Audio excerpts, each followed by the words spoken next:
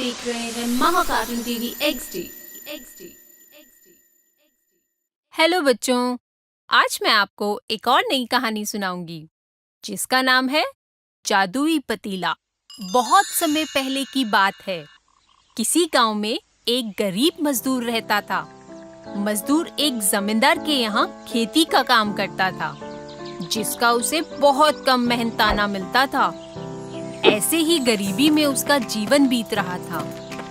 एक दिन वो खेत में बीज बोने के लिए फावड़े से खुदाई कर रहा था। तभी उसे फावड़े के किसी धातु से टकराने की आवाज सुनाई दी। ये आवाज कैसी है? उसने जमीन की तरफ देखा तो उसे पीतल का टुकड़ा जमीन में गड़ा दिखाई दिया। लगता है पीतल की कोई कीमती चीज है। वो पीतल के टुकड़े के आसपास जोर जोर से फावड़ा मारने लगा। बहुत देर तक उस छोटे से टुकड़े के आसपास खुदाई करने पर भी उसे उस टुकड़े का अंत नहीं मिला। वो जितनी ज्यादा खुदाई करता जा रहा था, वो टुकड़ा उतना ही बड़ा होता जा रहा था।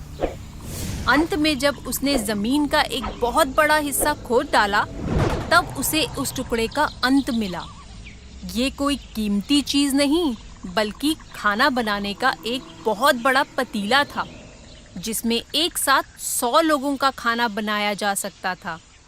मजदूर ने ये देखा तो वो बहुत निराश हुआ।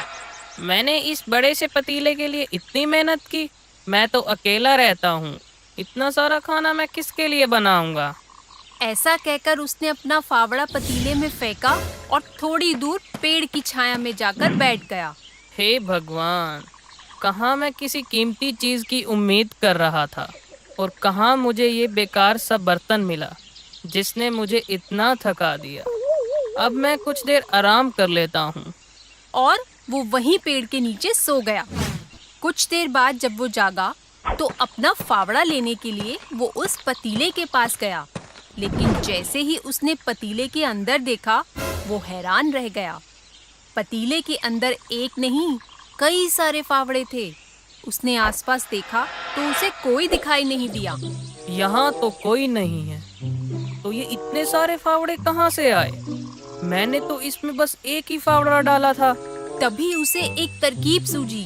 उसने सारे फावड़े पतीले में से गिनकर निकाले।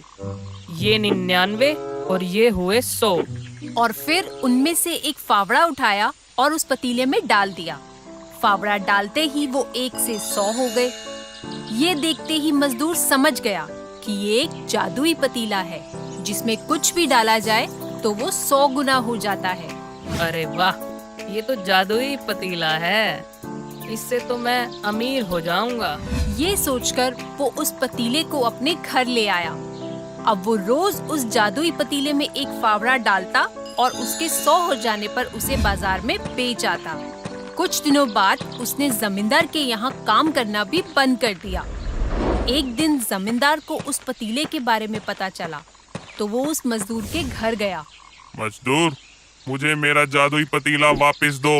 लेकिन ये जादुई पतीला तो मुझे मिला है। ये पतीला तो तुम्हें मेरे खेत में खुदाई करते वक्त मिला था, इसलिए ये मेरा हुआ। ऐसा कहकर उसने मजदूर को धक्का देकर गिरा दिया और वो पतीला ले लिया। अब जमींदार उस पतीले की मदद से अपनी सभी कीमती चीजों को 100 गुना करने लगा। उसने अपने सारे हीरे जवाहरातों को भी 100 गुना कर लिया। जल्द ही मैं इस दुनिया का सबसे अमीर आदमी बनूंगा और इस पूरी दुनिया पर राज करूंगा।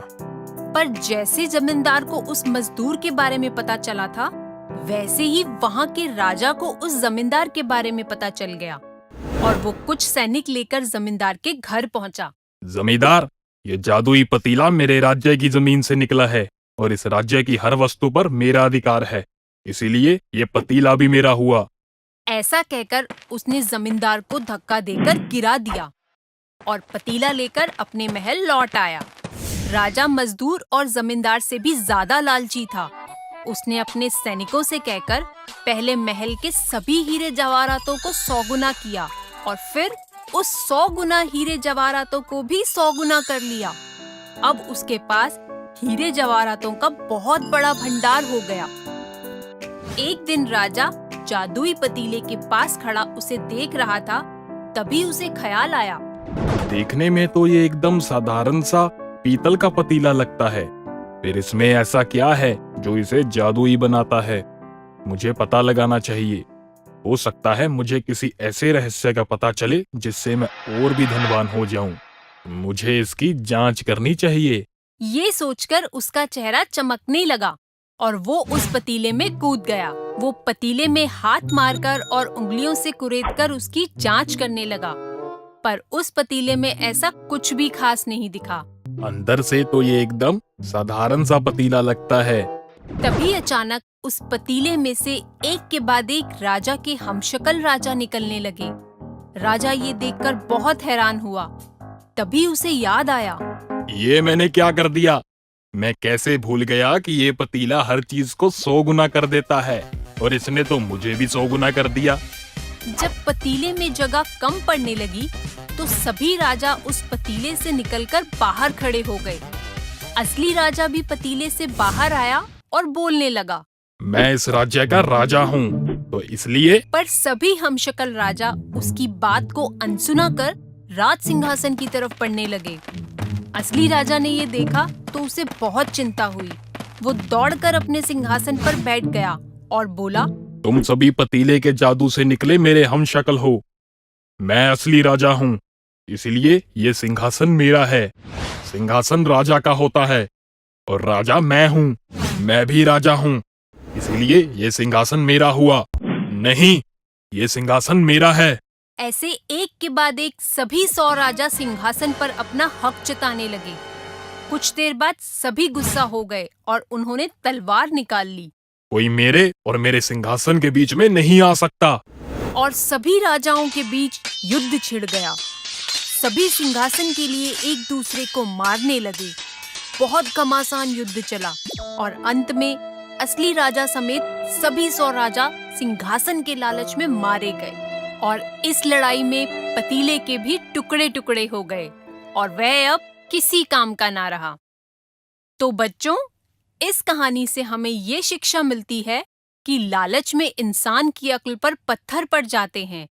लालच में आकर ही राजा जादुई पतीले में कूद गया और लालच की वजह से ही 100 हमशक्ल राजाओं ने एक दूसरे को मार डाला।